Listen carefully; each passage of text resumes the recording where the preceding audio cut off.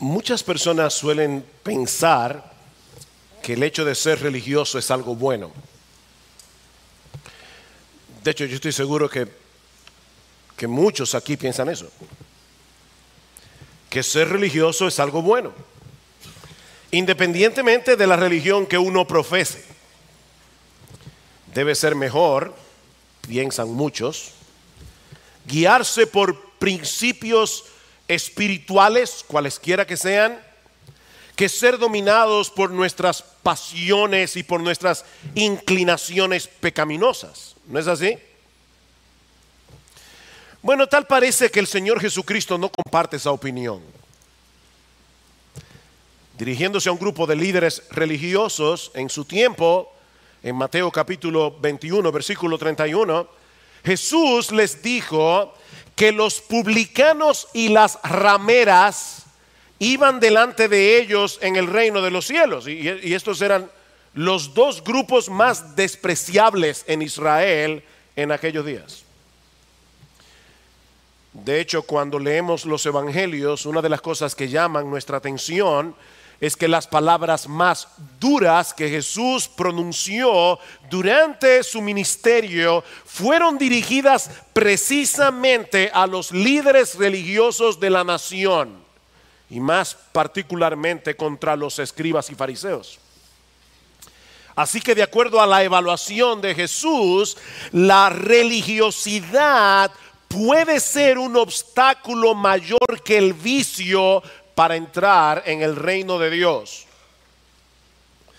Yo voy a repetir eso otra vez porque es contraintuitivo. No es lo que la mayoría de la gente piensa.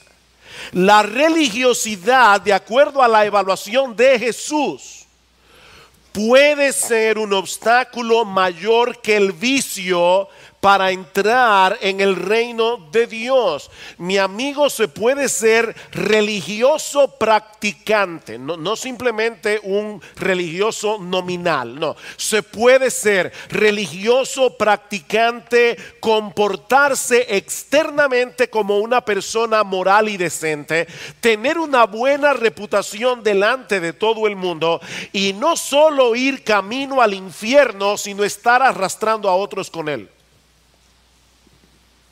Esa es una de las lecciones que aprendemos de este pasaje que vamos a estudiar en la mañana de hoy en nuestra serie expositiva en el Evangelio de Marcos. Los invito por favor a ir conmigo a Marcos capítulo 12 y vamos a leer los versículos 38 al 44. Marcos capítulo 12 versículos 38 al 44.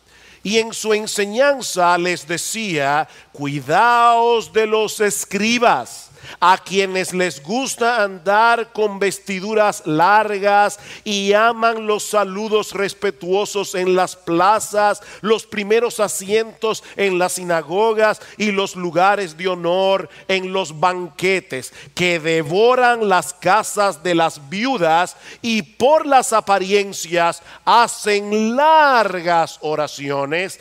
Estos recibirán mayor condenación. Jesús se sentó frente al arca del tesoro y observaba cómo la multitud echaba dinero en el arca del tesoro, y muchos ricos echaban grandes cantidades.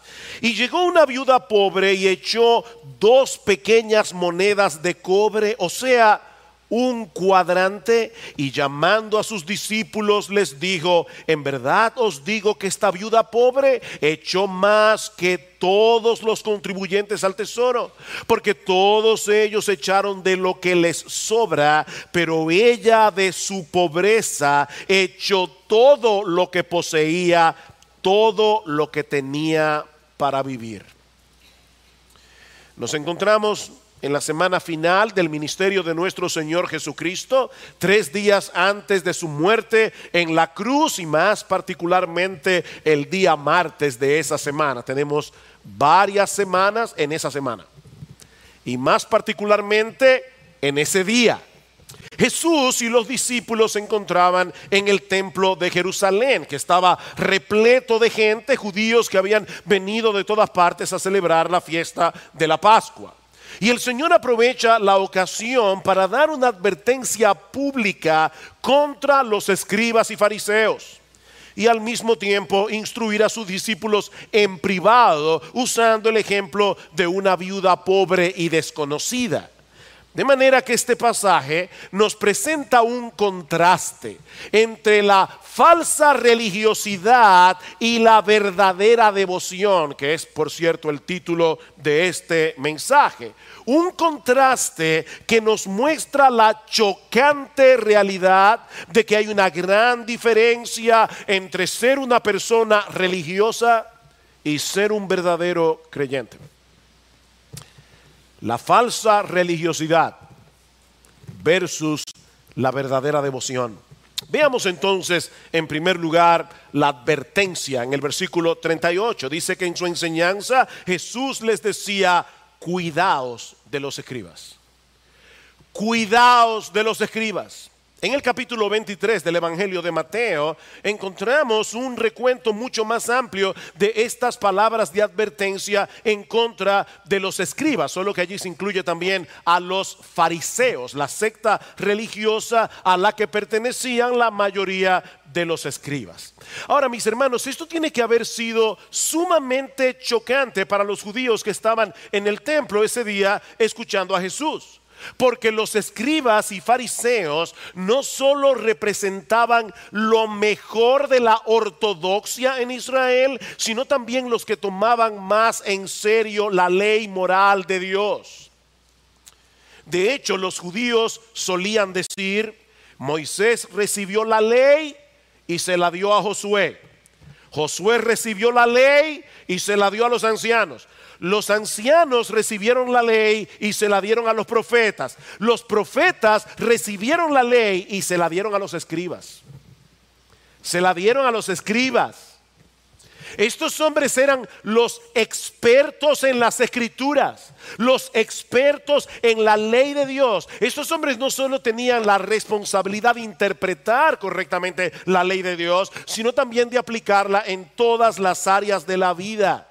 Ellos estaban supuestos a ser los pastores de Israel, los que guiaban al rebaño de Dios de acuerdo a la voluntad de Dios. Y no solo a nivel religioso, sino en todos los niveles. Estos eran los hombres que sabían lo que cada judío piadoso debía hacer en su familia, en su trabajo, como miembro de la sociedad. Ellos debían proteger espiritualmente a la nación, enseñándoles la verdad y guardándolos del error.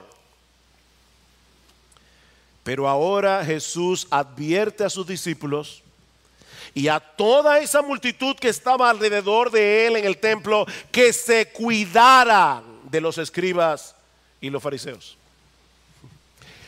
Protéjanse de sus protectores, porque son un peligro.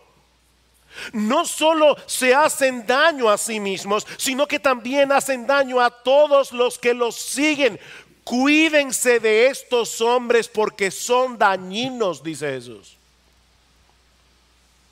En el pasaje paralelo en Mateo 23, hay un momento en que Jesús se dirige directamente a los escribas y fariseos y les dice: ay de vosotros, escribas y fariseos hipócritas, porque recorréis mar y tierra para ser un prosélito, y una vez hecho le hacéis 2 veces más hijo del infierno que vosotros. Eran celosos esparciendo sus doctrinas, pero en vez de salvar las almas, las estaban perdiendo, dice Jesús, porque su piedad no era más que una fachada. Su piedad era un espectáculo. Estos hombres pretendían cubrir su avaricia, pretendían cubrir el orgullo de sus corazones con un barniz de religiosidad, con un barniz de decencia. De ahí las palabras tan duras que Jesús pronunció contra ellos en Mateo 23. Ay de vosotros, escribas y fariseos, hipócritas, porque limpiáis lo de fuera del vaso y del plato, pero por dentro estáis llenos de robo y de injusticia. Ay de vosotros, escribas y fariseos, hipócritas, porque sois semejantes a sepulcros blanqueados, que por fuera a la verdad se muestran hermosos, mas por dentro están llenos de huesos de muertos y de toda inmundicia. Así también vosotros por fuera a la verdad os mostráis justos a los hombres, pero por dentro estáis llenos de hipocresía y de iniquidad. Palabras duras. Palabras duras. ¿Saben cuál era el problema de esta gente?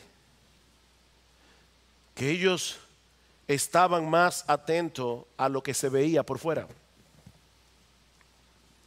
Lo que la gente veía por fuera en los escribas y fariseos estaba completamente divorciado de lo que sucedía en su interior. Estos hombres hacían todo lo que hacían para mantener las apariencias, dice el Señor. Y eso es precisamente lo que Marcos nos muestra en nuestro pasaje en una forma mucho más resumida. Noten el versículo 38, y en su enseñanza le decía: cuidaos de los escribas, a quienes les gusta andar con vestiduras largas.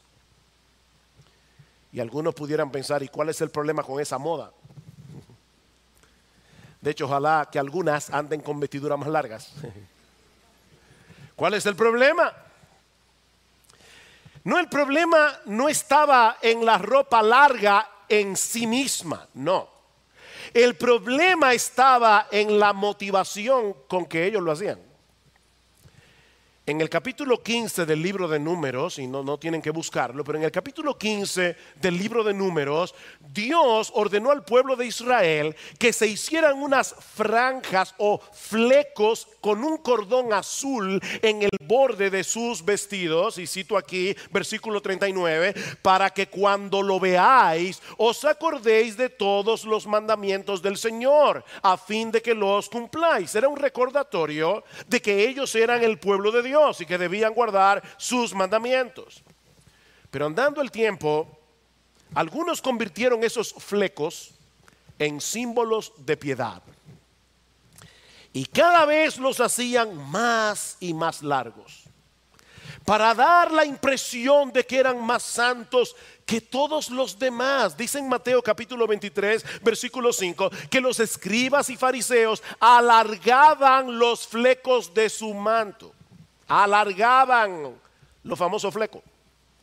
Eso nos parece ridículo en el día de hoy, pero era parte de esa sofisticada hipocresía que estos hombres habían logrado desarrollar.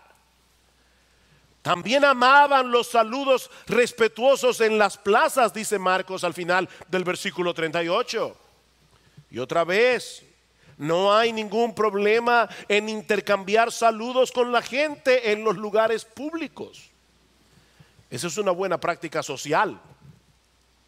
El problema es que a esta gente le encantaba pavonearse en medio del pueblo con todos sus flecos, para que todo el mundo les rindiera pleitesía y los saludara usando títulos rimbombantes. Dice en Mateo capítulo 23 versículos 7 al 9 que ellos amaban que la gente los saludara con respeto, llamándolos rabí, oh maestro de la verdad, e incluso padre. Es por eso que en ese mismo contexto Jesús tiene que decir a sus discípulos: no llaméis Padre vuestro a nadie en la tierra, porque uno es vuestro Padre, el que está en los cielos. Y por si acaso, niños, no es que los hijos no le digan papá a su papá. Ese no es el punto. Tampoco Jesús está criticando que los alumnos traten con respeto a sus maestros. Eso debería ser así. Pero lo que Jesús está criticando en este texto es ese deseo de ser exaltado a través de títulos pomposos y extravagantes. En el día de hoy sería algo así como anhelar que los demás nos llamen reverendo o excelentísimo o su santidad reverendísima y cosas como esas. Hay personas a las que les fascinan los títulos. En algunas iglesias ya los pastores no quieren que le llamen pastores, son apóstoles. Y en ciertos círculos se está haciendo cada vez más popular el título de patriarcas. Pronto serán arcángeles. Les encantan los títulos. Mis hermanos, ese es el espíritu de los escribas y fariseos. Estos hombres se ponían sus vestiduras especiales con sus flecos y sus mantos, y entonces se paseaban por las plazas exhibiéndose como pavos reales para que la gente les rindiera pleitesía. Pero Jesús nos dice también que estos hombres siempre querían ocupar el primer lugar, donde fueran.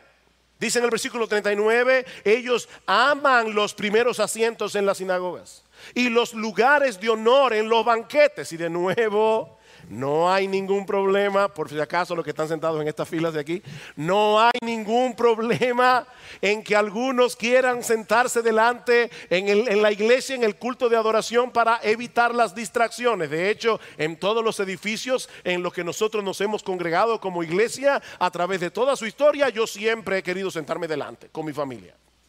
Ese no es el problema.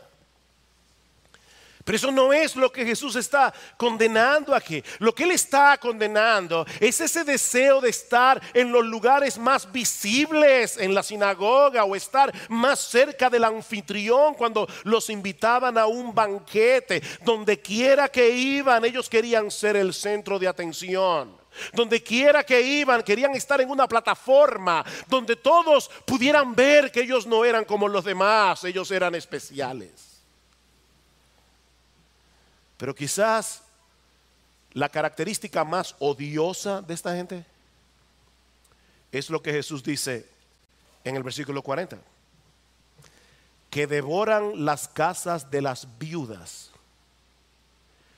y por las apariencias hacen largas oraciones. Recuerden, mis hermanos, ellos eran los pastores de Israel. Ellos eran los que estaban supuestos a guiar y a proteger a las ovejas del rebaño de Dios.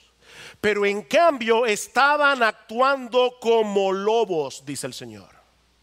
Guardaos de los falsos maestros. Recuerda Mateo capítulo 7, versículo 15. Porque vienen a vosotros vestidos de ovejas, pero por dentro son lobos rapaces. Estos hombres se aprovechaban de la fragilidad y de la vulnerabilidad de esas viudas, sobre todo de las más ricas, para devorar literalmente sus posesiones materiales. Una de las cosas que ellos hacían era convencerlas de que les dejaran manejar sus pertenencias. Tú no tienes ahora un marido que cuide de tu propiedad.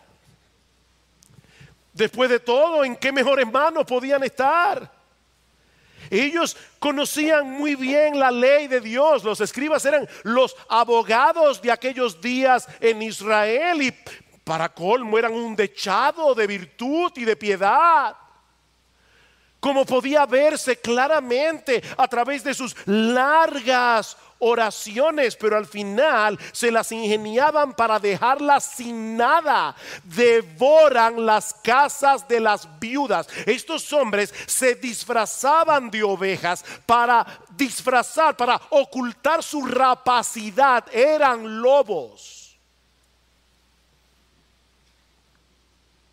Ellos eran la viva imagen de los pastores que Dios condena en Ezequiel capítulo 34.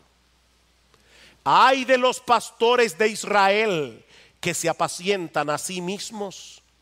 ¿No deben los pastores apacentar al rebaño? Coméis la grosura, os habéis vestido con la lana, degolláis la oveja engordada, pero no apacentáis al rebaño. Y cualquier similitud con muchos teleevangelistas y predicadores de la prosperidad en el día de hoy no es pura coincidencia. No es pura coincidencia. Es ese mismo espíritu diabólico el que mueve a estos charlatanes de la prosperidad. Y de nuevo, yo sé, mis hermanos, que esto no es políticamente correcto, pero nosotros somos atalayas de la grey de Dios. Son unos charlatanes que usan la religión como pretexto para convencer a las personas que les den voluntariamente su dinero a cambio del favor de Dios. Esto es diabólico y nauseabundo.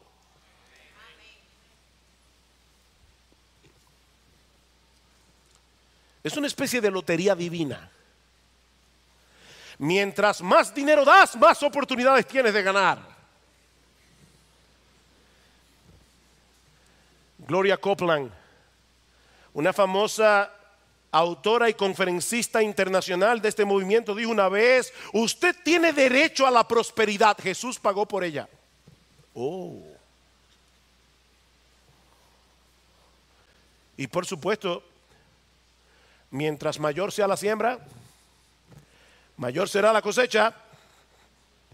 Escuchen lo que dice esta mujer: da $10 y recibirás $1,000. Da $1,000 y recibirás $100,000. ¿Cuán grande puede ser una devolución centuplicada? Es una lotería. Y claro, las personas que están en estos movimientos dan y dan y dan. Y es verdad que es un evangelio de prosperidad porque prosperan a los pastores. Y uno se pregunta: ¿y cómo esa gente aguanta tantos años ahí mintiéndoles? Bueno, lo aguantan porque se les dice que ellos no prosperan por falta de fe. Es como la gente que va al casino. Ellos van y juegan y van a la ruleta a ver qué pasa, y van a la ruleta otra vez a ver qué pasa, y van a la ruleta. Un día se les pegará el premio. Mis hermanos, esto es nauseabundo. Esta gente está apelando a la codicia humana para hacerse multimillonarios en el nombre del Señor. Por eso alguien le ha llamado el evangelio de la avaricia. Han convertido la casa de Dios en una cueva de ladrones.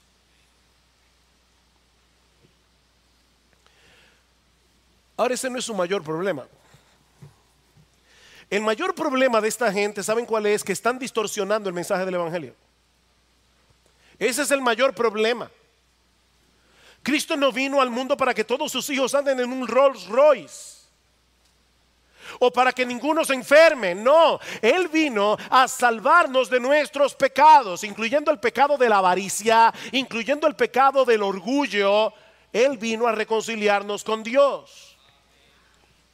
Él vino a librarnos de la esclavitud de vivir para nosotros mismos y para mostrarnos que el mayor bien en la vida consiste en conocerle a Él, aunque nunca tengamos salud ni riquezas materiales.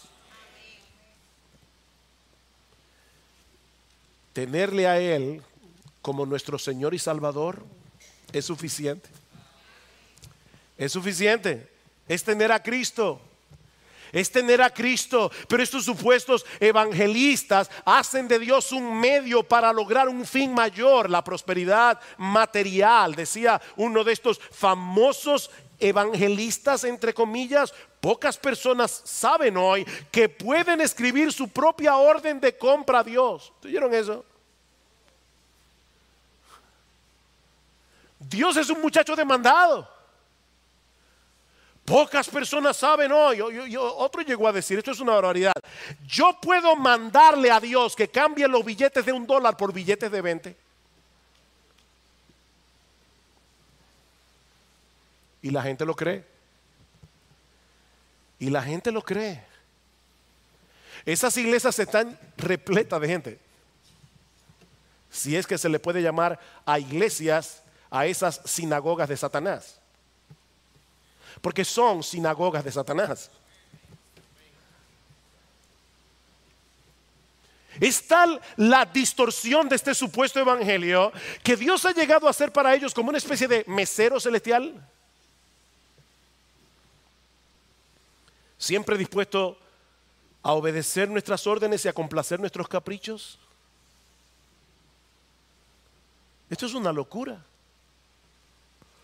Y sin embargo mucha gente lo sigue. ¿Saben por qué? Porque apelan a su codicia. Apelan a su codicia. Dice el apóstol Pedro, muchos seguirán su sensualidad. Ya Pedro lo dijo hace 2000 años. Esto no es nuevo, mis hermanos. Muchos seguirán su sensualidad, por causa de los cuales el camino de la verdad será blasfemado, y por avaricia harán mercadería de vosotros con palabras fingidas. Por avaricia.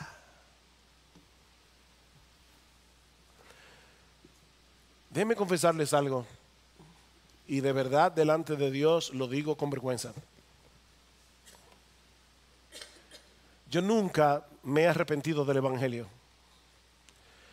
Nunca me he avergonzado de mi Señor. Pero a veces me he avergonzado de ser pastor. A veces me encuentro con amigos míos de la promoción y uno comienza a hablar y dime qué tú haces. Yo soy ingeniero, yo soy abogado, yo soy arquitecto. ¿Y tú?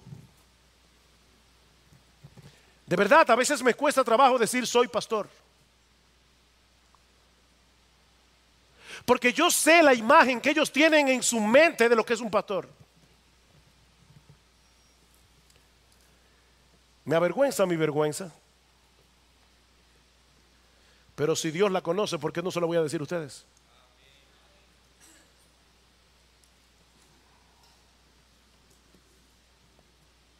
Más adelante dice Pedro, en el versículo 14 del capítulo 2, tienen el corazón habituado a la codicia. Hablando de los falsos maestros. Tienen el corazón habituado a la codicia y son hijos de maldición. ¿Oyeron eso, mis hermanos? Estos individuos que usan la Biblia para su propio provecho son hijos de maldición. Es a eso que se refiere Jesús cuando dice en Marcos capítulo 12 versículo 40 que estos hombres recibirán mayor condenación. Los castigos más severos del infierno no están reservados para los drogadictos, para los narcotraficantes, para los homosexuales. No. Los castigos más severos del infierno están reservados para estos falsos maestros. Recibirán mayor condenación. Mis hermanos, nuestro Dios toma muy en serio esa religiosidad hipócrita que esconde el orgullo y la avaricia bajo un manto de piedad. De ahí los ayes de Mateo 23. Ay de vosotros, escribas y fariseos hipócritas. Ay de lo que les espera. Pueden engañar a medio mundo con sus largas oraciones, pero no pueden engañar a Dios. Porque Dios pesa los corazones de los hombres, dice Proverbios 21:2. Déjeme decirles que yo casi nunca, por no decir nunca, estoy pendiente al hecho de que mientras estamos predicando aquí hay personas que están viendo este culto por live stream o que lo van a ver luego por YouTube. Pero hoy estoy muy consciente de que esta prédica no solo la van a oír los que están aquí, la van a oír otros en el tiempo, probablemente en esta misma semana. Así que déjeme decir algo con toda la seriedad con la que yo puedo decirlo. Si tú estás asistiendo a uno de estos movimientos, por amor de tu alma, sal de ahí.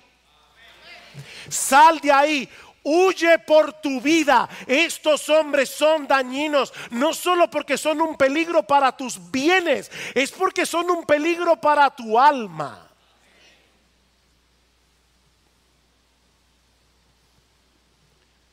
Recuerda las palabras de Jesús. Cuando hacen un prosélito, cuando ganan a alguien para su movimiento, los hacen 2 veces más hijos del infierno que ellos mismos. Huye por tu vida. Este pasaje de Marcos capítulo 12 no es una clase de historia para que nosotros sepamos cómo eran los escribas y fariseos. No, mis hermanos, el Espíritu Santo inspiró al evangelista Marcos para que dejara eso allí como una advertencia para todos nosotros, para que nos cuidemos de esa clase de hombres. Yo tengo la convicción de que estos evangelistas de la prosperidad vacunan a la gente contra el verdadero evangelio. De hecho, yo creo que eso no solamente pasa con aquellos que predican el evangelio de la prosperidad. Yo creo que eso pasa también con aquellos que están acostumbrados a oír predicaciones terapéuticas, no estudios profundos de las escrituras. Ese tipo de predicadores terminan vacunando a la gente para que se les haga difícil escuchar verdadera predicación. Porque ellos no vienen a la iglesia a pensar, ellos vienen a la iglesia a sentirse bien. Ellos vienen a la iglesia a una especie de autoayuda corporativa. Tú puedes, tú puedes, tú puedes. Somos hijos del rey. Amén, amén. El que está acostumbrado a oír ese tipo de predicación difícilmente puede seguir la argumentación de un mensaje profundo de la palabra de Dios, y mucho menos escuchar el verdadero mensaje del evangelio. Estos falsos profetas de la prosperidad vacunan a la gente, vacunan a sus oyentes contra la verdadera palabra de Dios. Son un peligro. Mis hermanos, son un peligro. Y si esto era un peligro en el primer siglo, imagínense ahora que contamos con tantos medios masivos de comunicación, canales enteros de televisión dedicados a estas doctrinas del infierno. Son un peligro. Pero ahora viene el contraste entre la falsa religiosidad y la verdadera devoción. Así como Jesús nos advierte en contra de los escribas y fariseos en los versículos 41 al 44, también nos muestra como digno de imitar el ejemplo de una viuda pobre y desconocida. Vean el versículo 41. Jesús se sentó frente al arca del tesoro y observaba cómo la multitud echaba dinero en el arca del tesoro, y muchos ricos echaban grandes cantidades. En el templo de Jerusalén, y más particularmente en un área conocida como el patio de las mujeres, habían unas 13 urnas en forma de shofar. El shofar es una trompeta en forma de cuerno que usaban los judíos. Las urnas que habían en el templo eran en forma de shofar, donde los judíos echaban sus ofrendas. De hecho, se llamaban shofar también. Así que después de su advertencia en contra de los líderes religiosos de Israel, Jesús fue al patio de las mujeres y se sentó frente a estas urnas, observando, dice Marcos, cómo la multitud echaba dinero en el arca del tesoro. ¿Se dieron cuenta de ese detalle? No cuánto ofrendaban, sino cómo lo hacían. ¿Cómo lo hacían? Mis hermanos, el tema sigue siendo la actitud del corazón. Nuestro Dios es el dueño del oro y de la plata. Él no necesita nuestro dinero. Nuestro Dios no necesita de benefactores que lo ayuden a establecer su reino en la tierra. Hace un momento cantamos, venga tu reino, oh Dios, y ese reino se va a establecer yendo fuera predicando el evangelio. Es con el poder de Dios. Dios no necesita benefactores. Pero Él sabe que la motivación y el desprendimiento con que nosotros ofrendamos revelan la realidad del corazón como pocas cosas pueden hacerlo. De manera que Jesús está sentado frente a las arcas del tesoro, viendo cómo los ricos llegaban con grandes sumas de dinero. Y los que tienen la Biblia de las Américas verán que en el versículo 41, al lado de la palabra dinero, hay una nota al margen que dice monedas de cobre. Porque eso es lo que significa literalmente la palabra que usa Marcos allí en el original. Así que tal parece que estos ricos traían al arca del tesoro grandes sumas de dinero, pero en un montón de monedas de cobre. Y ya ustedes se imaginan para qué, ¿verdad? Para que sonaran más cuando las echaran en el shofar. Llegaban con estos sacos de moneda. El crescendo del ruido de las monedas atraía la atención de todo el mundo. No podían llevar un cheque, pues eso no suena. Sacos de moneda. Era un espectáculo de generosidad. Cuando de repente se aparece esta viuda pobre, y esa palabra pobre significa muy, muy pobre, indigente, una pordiosera. De hecho, algunos sugieren que esta viuda pobre era una de esas viudas que los escribas habían devorado. Es posible por la conexión del pasaje, pero no podemos estar seguros de eso. Yo no puedo decir eso dogmáticamente. El asunto es que esta viuda se acerca al arca del tesoro con dos pequeñas monedas, y Marcos aclara, o sea, un cuadrante. Para que tengan una idea del valor de esta ofrenda, era algo así como un cuarto de centavo.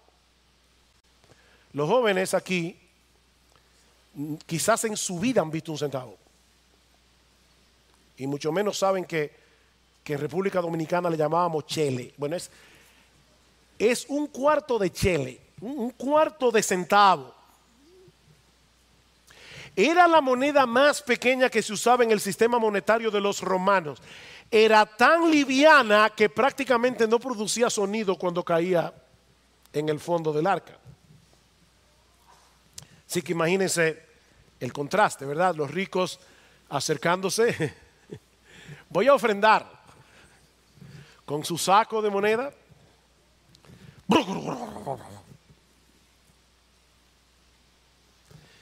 Y llega esta viuda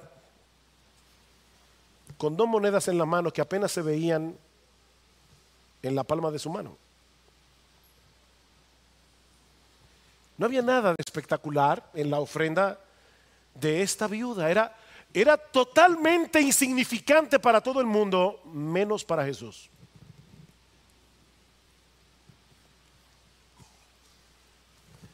Mira, si tú eres de los que económicamente no pueden ofrendar mucho, gózate en este texto. Gózate en este texto. Porque dice en el versículo 43, y llamando a sus discípulos, Jesús no estaba impresionado con la ofrenda de los ricos. A Jesús le impresionó la ofrenda de esa viuda. Para él esto era algo digno de atención. Jesús llamó a sus discípulos, vengan a ver esto. Por favor, vengan a ver esto. No se pierdan de esto. Hay una lección aquí que ustedes deben saber. Dice: en verdad os digo que esta viuda pobre echó más que todos los contribuyentes al tesoro, porque todos ellos echaban de lo que les sobra, pero ella de su pobreza echó todo lo que poseía, todo lo que tenía para vivir. Wow. De nuevo, mis hermanos, el asunto no es la cantidad. El asunto es el corazón. Las ofrendas generosas de los ricos en el fondo no tenían nada de generosidad. Dice Jesús: ellos echaron de lo que les sobra. En otras palabras, el monto de sus ofrendas en relación a lo que tenían evidenciaba el lugar tan bajo que Dios ocupaba en sus corazones. Humanamente hablando, ofrendaban mucho, pero proporcionalmente hablando era una miseria. Era una miseria. Estos hombres le daban las sobras a Dios. Las sobras. Todos esos sacos de monedas de cobre eran caja chica para ellos. Mientras que el cuarto de centavo que esta mujer echó en el arca era todo lo que ella tenía para vivir, dice el Señor. Mis hermanos, déjenme hacerles una pregunta. ¿Qué evidenciaba la ofrenda de esta viuda acerca de su corazón?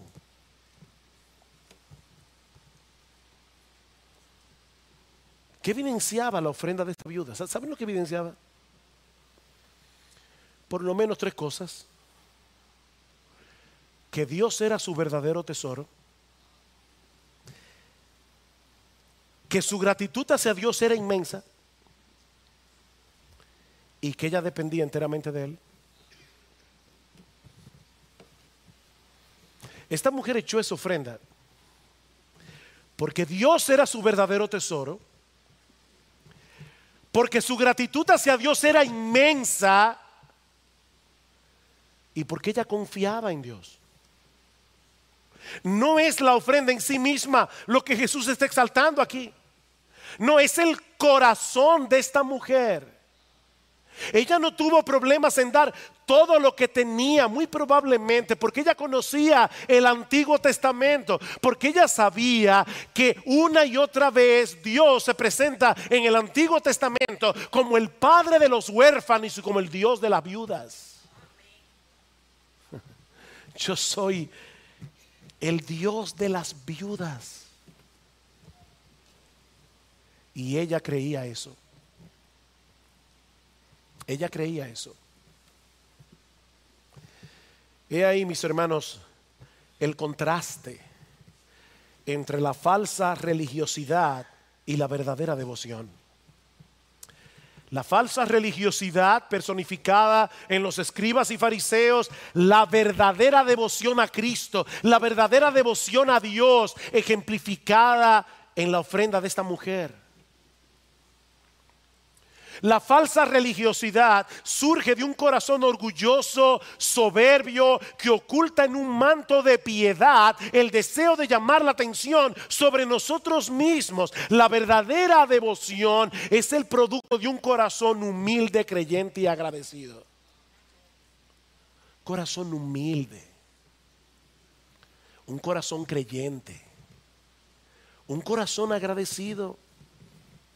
La falsa religiosidad hace de Dios un medio para lograr un fin, sean riquezas materiales, sea la salud o simplemente estabilidad emocional. La verdadera devoción es aquella que tiene a Dios como su más grande tesoro, aunque no tengamos absolutamente nada más en esta tierra aparte de Él. ¿A quién tengo yo en los cielos sino a ti? Dice el salmista en el Salmo 73: y fuera de ti nada deseo en la tierra. Mi carne y mi corazón desfallecen, mas la roca de mi corazón y mi porción es Dios para siempre. Ninguna de las cosas que el mundo valora pueden compararse siquiera con el hecho de tener a Dios como nuestro Dios, a Cristo como nuestro Salvador y al Espíritu Santo como nuestro Consolador permanente. ¿A quién tengo yo en los cielos sino a ti?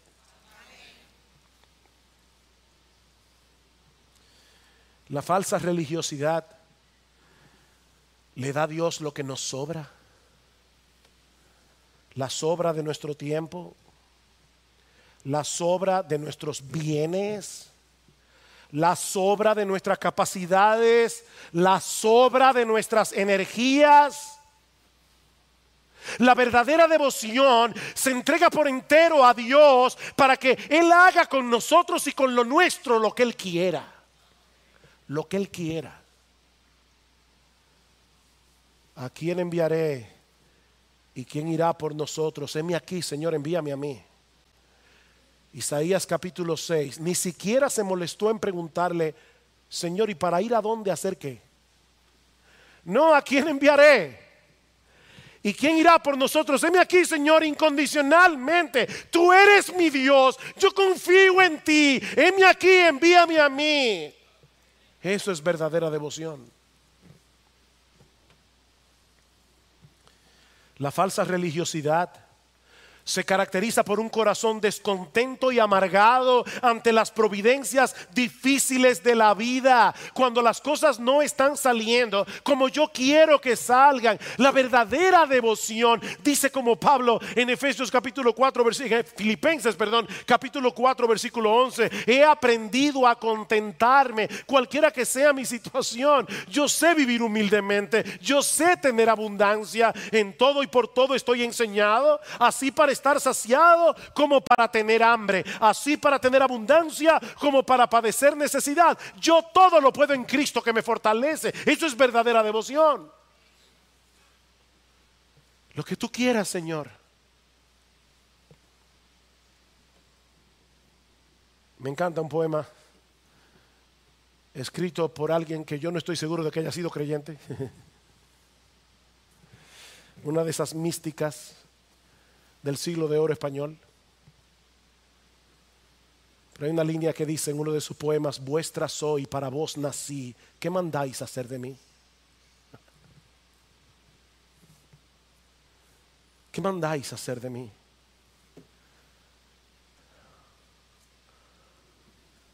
Y ahora yo te pregunto, ¿en cuál de esos dos grupos estás tú? ¿Dónde tú encajas? Fíjate que yo no te estoy preguntando si tú profesas ser cristiano. Tampoco te estoy preguntando si tú eres miembro de Iglesia Bíblica del Señor Jesucristo. No, no, no. Esa no es la pregunta. Lo que te estoy preguntando a la luz de este pasaje es si tú eres un mero religioso que has aprendido a adaptarte a un estilo de vida aceptable en el contexto del cristianismo, aceptable en el contexto de la iglesia. O tú puedes decir de todo corazón que a pesar de tus luchas, a pesar de tus debilidades, a pesar de las tentaciones que te asedian cada día, Jesús es el todo de tu vida. Esa es la pregunta.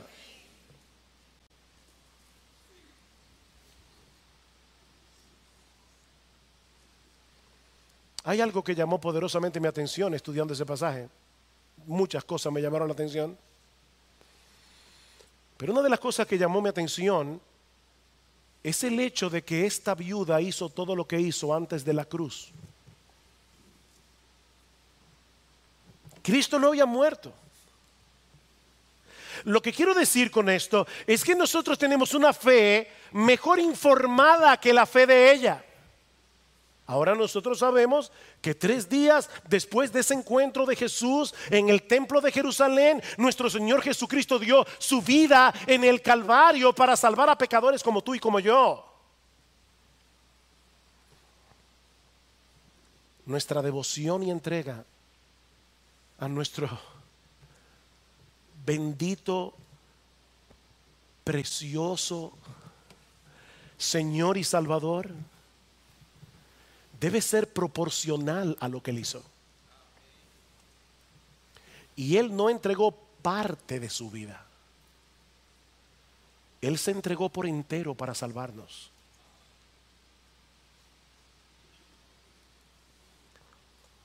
Es ese amor de Cristo el combustible que debe impulsar nuestras almas para vivir enteramente para Él. El amor de Cristo nos constriñe, dice Pablo en 2 Corintios 5:14. El amor de Cristo nos presiona, considerando esto, que si uno murió por todos, luego todos murieron, y por todos murió, para que los que vivan ya no vivan para sí, sino para aquel que murió y resucitó por ellos. Estos no son solo los pastores, no son solo los misioneros, para que los que vivan espiritualmente por causa de la muerte de Cristo en la cruz del Calvario, ya no vivan para sí mismos, sino para aquel que murió por nosotros. A final de cuentas, mis hermanos, el verdadero contraste aquí no es entre los escribas y la viuda. El verdadero contraste aquí es entre los escribas y Jesús. Entre los escribas y Jesús. Ellos devoraban las ovejas de Dios como lobos rapaces en vez de cuidarlas. Ellos usaban la religión para promoverse a sí mismos, para su propio beneficio. Pero Jesús, Él es el buen pastor que dio su vida por las ovejas.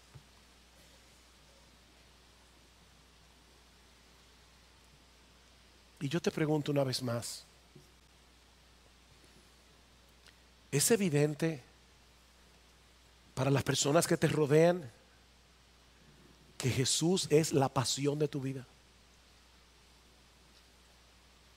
La gente que te rodea ve tu vida y se da cuenta de que tú eres un apasionado con la persona de Jesús.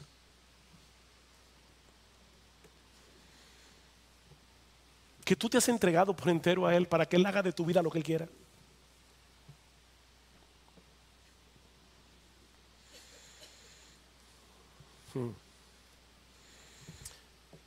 Perdone que hoy ponga tantos ejemplos personales, pero cuando yo tenía 18 años y estudiaba arquitectura y soñaba con ser arquitecto, y tal vez en mis sueños pensaba que al final terminaríamos formando una compañía, mis 2 hermanos y yo, que también eran arquitectos o estudiaban arquitectura en ese tiempo. Alguien puso en mi mente que yo debía orar al Señor para ver si Dios quería que yo dejara la arquitectura y me dedicara por entero al ministerio. Y eso fue una lucha agónica, porque yo tenía 18 años y pensaba que podía estar tomando una mala decisión. Y honestamente yo soñaba con el tipo de vida que yo podía vivir siendo arquitecto. Yo soñaba con eso. Pero esa idea no me dejaba vivir. Y recuerdo como si hubiera sido ayer, que un día me tocó dirigir los himnos en la iglesia. Y estando frente a los hermanos, me tocó dirigir el himno "Que mi vida entera esté consagrada a ti, Señor".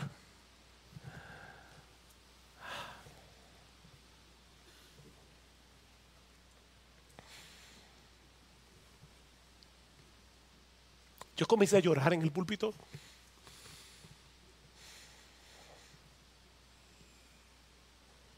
Y tan pronto terminé de dirigir los himnos, me fui a un cuarto que había en el edificio de la iglesia ahí en la Rodríguez Urdaneta. Y comencé a llorar y a llorar, porque me di cuenta que yo estaba cantando con mi boca una cosa que yo no era capaz de hacer.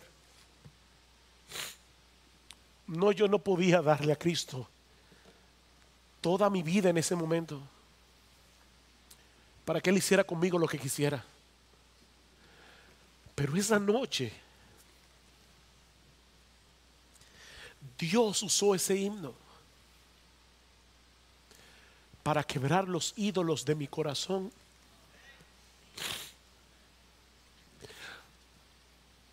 Y cuántas gracias he dado a Dios en estos 35 años por no haber sido arquitecto.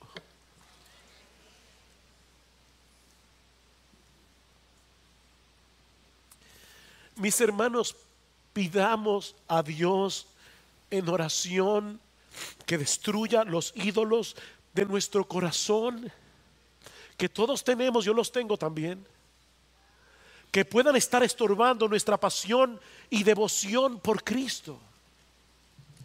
No, yo no creo que todos aquí debemos ser pastores y misioneros. No, por supuesto que no. Dios tiene un llamado particular a cada uno de sus hijos. Sé lo que Dios quiere que tú seas. Aunque no estaría de más que algunos aquí se preguntaran hoy en la mañana, si acaso Dios no quiere que tú dejes las redes y te dediques por entero a ser un pescador de hombres. Tal vez no está de más que te hagas la pregunta, pero ese no es mi punto aquí. Dios tiene un llamado distinto para cada uno de sus hijos. Lo que estamos hablando aquí, mis hermanos, es pedirle a Dios que destruya los ídolos de nuestro corazón para que Él sea nuestro único tesoro, para que Él sea nuestro deleite, para que Él sea nuestro todo, para que no queramos hacer absolutamente nada que lo mal represente a Él ante los ojos de un mundo que está camino al infierno y se muere en sus pecados.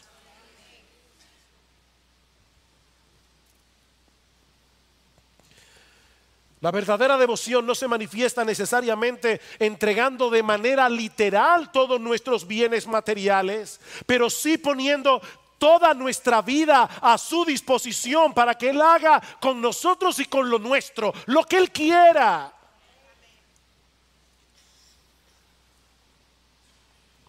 Si Cristo es realmente nuestro tesoro, no habrá nada más plenamente satisfactorio en este mundo que tenerle a Él y servirle a Él, sea en salud o en enfermedad, con riquezas o sin ellas.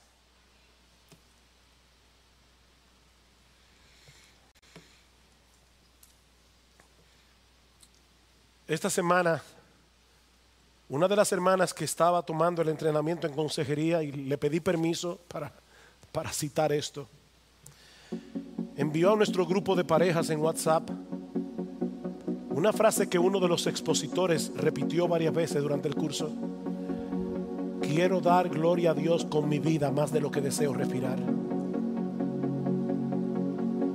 Quiero dar gloria a Dios en mi vida más de lo que deseo respirar.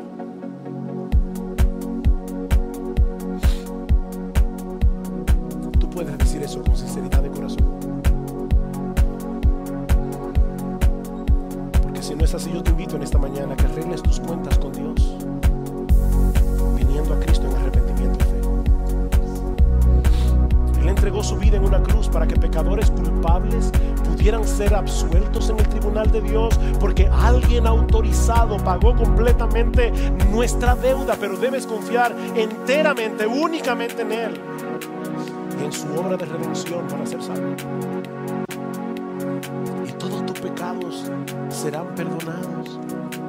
te será concedido de pura gracia el don de la vida eterna, y tu corazón incrédulo y rebelde será transformado en un corazón creyente dispuesto a entregarte a Él sin reservas. Mi amigo, no es un barniz de religión y de moralidad lo que necesitas, es un cambio radical en el asiento mismo de tu personalidad, un cambio que solo Cristo puede hacer con el poder de su Espíritu.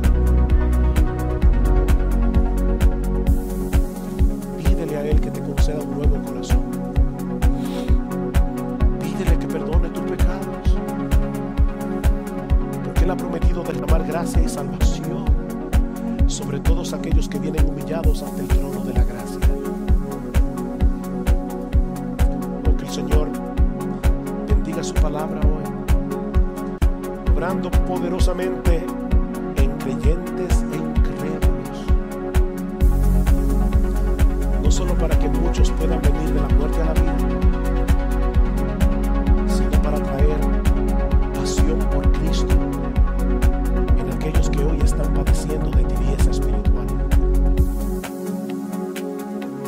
De tal manera que en esta iglesia Jesús sea realmente el todo en todos, como dice Pablo en Colosenses 3.